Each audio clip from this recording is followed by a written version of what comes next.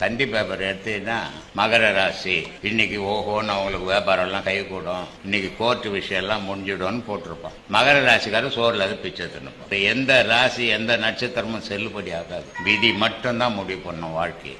நீ இந்த உலகத்துல வாழறதும் விதியால, நீ இந்த உலகத்தை விட்டு மறையிறதும் விதியால. விதி தான் உன் வாழ்க்கையை நிர்ணயம் பண்ணும். விதி எப்படி நிர்ணயம் பண்ணுது?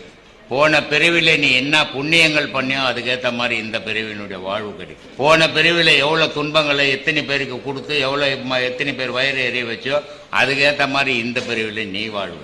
விதி தான் வாழ்க்கையினுடைய முடிவு.